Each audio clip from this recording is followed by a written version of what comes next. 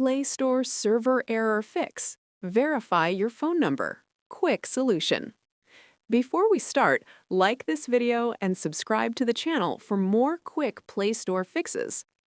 If Google Play Store shows server error, verify your phone number, this may take a moment.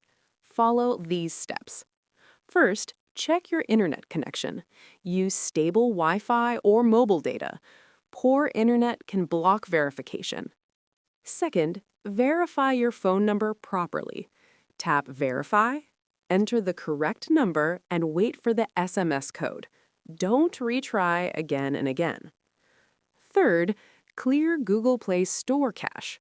Go to Phone Settings, then Apps, then Google Play Store, then Storage, then Clear Cache.